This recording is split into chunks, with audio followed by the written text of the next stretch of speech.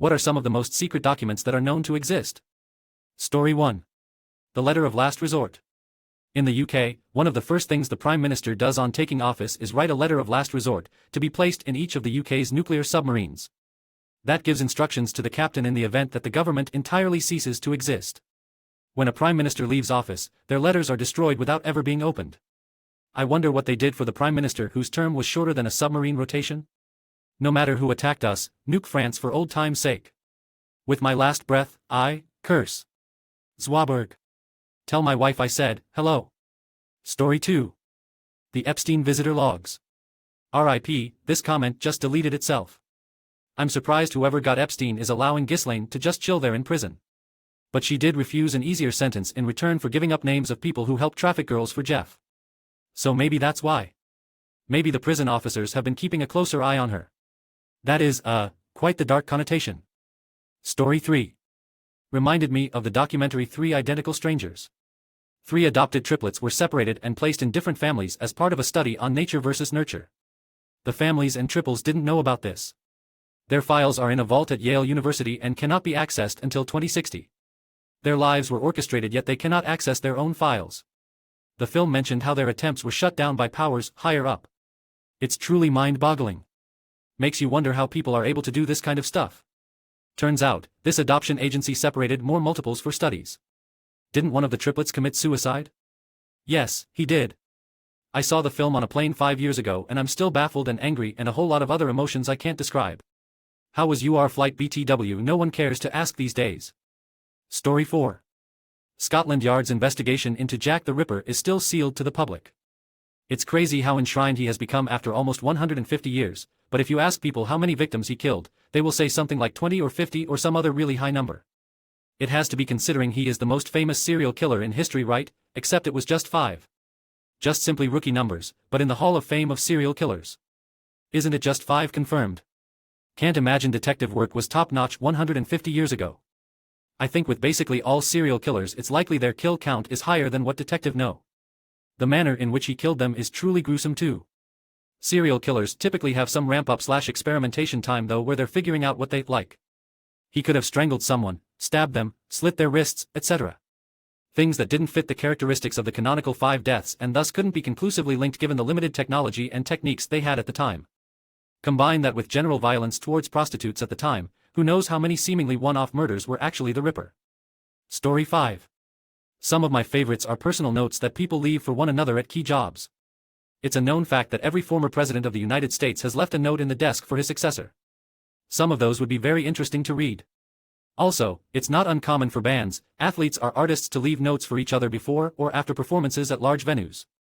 It would be cool to see some of those, especially because there has to be some unexpected crossovers. There's a great comic series about this called Letter 44, where the new president opens to letter to learn that 7 years ago NASA discovered aliens are building something in our solar system and now it's your mess now. I need to reread that. I completely forgot about that series. There was a president a while ago who wrote 2 letters for the next president. The instructions were to open the fist on his first big crisis, and the second on the next big crisis. Sure enough, the first crisis comes, and he opens the first letter. Blame it all on me, it said. The new president did so and was absolved of responsibility. Several months later, the next crisis came. The new president quickly opened the second letter. It said, sit down and write 2 letters. This is assuredly apocryphal. It's been attributed to Stalin writing to crusted, outgoing CEOs to new CEOs and presidents. If you have a source, I'd love to see it. Story 6. Documents relating to government spy programs, national defense technology, etc. Coca-Cola formula. Someone from Coca-Cola actually tried to sell the formula to Pepsi in 2006. Pepsi reported her to the FBI. They also reported her to Coca-Cola. She got canned. Right. They want to keep that secret bottled up. In Scotland, there's the secret formula to Ion Brew that apparently both Coca-Cola and Pepsi have offered to but multiple times but been rejected. Man, Earn Brew is fire. Don't think you can get it in the States, but I remember getting it as a kid in some store by my grandma's place in Canada. Story 7. I would like to point out that Christopher Lee's World War II service records are still classified, and the interview with Peter Jackson is probably the most we'll get for a while. What from World War II could be worth staying classified in 2023? Total guess, but while the intelligence is common knowledge, or not, who knows, it's classified. the methods for the collection and/or processes by which they got that intelligence, etc., could be why it's still locked up? This is a very solid guess. A whole lot of classified information has a very short time of value, but the methods of collection are much more valuable. I've got no doubt that there are still methods, technical and human, still in use today that trace back to World War II. Story 8. Not exactly a document, but one of the most highly sensitive individual pieces of information in the world is the private key used to sign the DNS root zone. There are only 2 copies of this key, which are held in highly secure facilities controlled by ICANN.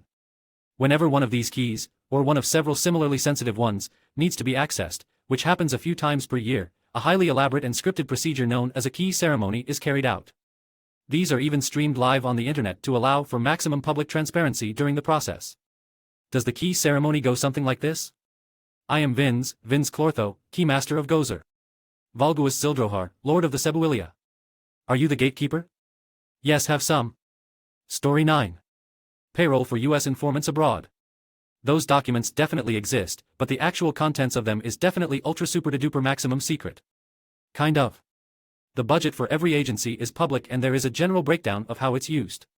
Sure, you'll never get the specifics but could do some guesswork. The most important thing to keep secret is to who and why. DoD has a black budget that only some member of the executive and some members of Congress get to see. This is what annoys me about the Pentagon lost $X billions talking point. They didn't lose it. They just can't tell where it went because it was used for things that are so top secret that only 10 people know about it.